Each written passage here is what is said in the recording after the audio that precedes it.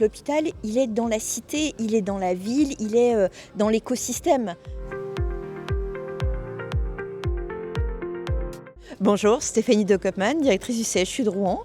L'innovation, ça fait partie de l'ADN d'un CHU. Ça fait partie de ce qu'il fait vivre, de ce qu'il fait bouger, de ce qui est important, de la pulsation d'un hôpital. Et donc l'innovation, elle est au cœur de notre raison de vivre, de nos parcours. Et aujourd'hui, c'est important parce que c'est à la fois, pour moi, permettre dans le partenariat avec les entreprises de trouver des solutions à des problèmes ou à des souhaits des équipes qui, face à une difficulté ou face à une amélioration souhaitée, aujourd'hui ne trouvent pas la solution dans les organisations et dans les outils qu'on leur propose. Et donc il faut savoir pouvoir recueillir ça, comprendre le besoin et l'accompagner.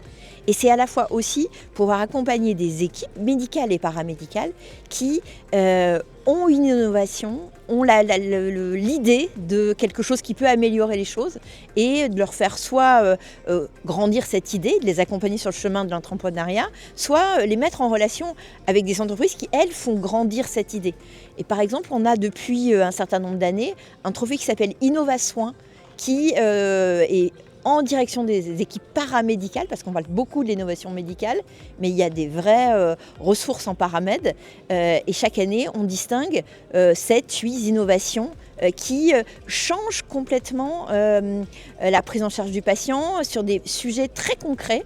Et d'où l'enjeu pour moi sur l'innovation, c'est de permettre la diffusion.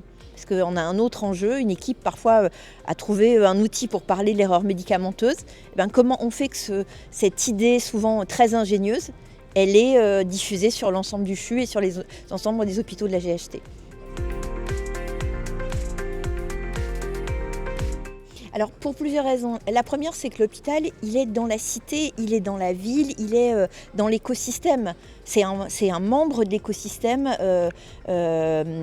économique, numérique, territorial. Donc ça, c'est le premier sujet.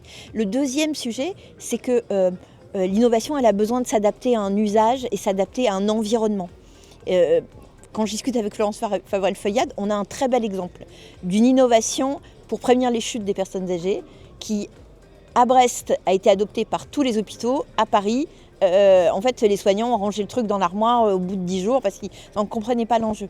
Donc on a un vrai sujet d'accompagnement avec ces différents partenaires pour essayer de trouver le bon cas d'usage, pour essayer de trouver la bonne manière de l'accompagner et trouver la bonne manière de diffuser. C'est quelque chose qu'on ne peut pas faire seul. Nous, on ne peut pas le faire seul, les entreprises ne peuvent pas le faire seul. Donc on a vraiment besoin de cette alliance.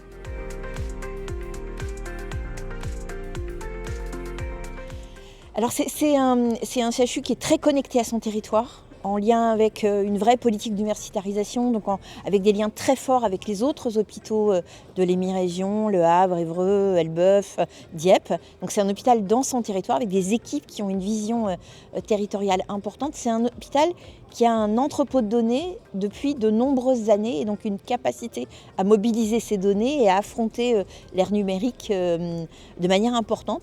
Et puis c'est un hôpital qui a beaucoup d'envie. Voilà, moi je rencontre beaucoup de jeunes médecins et de moins jeunes et de paramètres qui ont envie de passer ce pas de l'innovation. Et pour un directeur général, c'est super.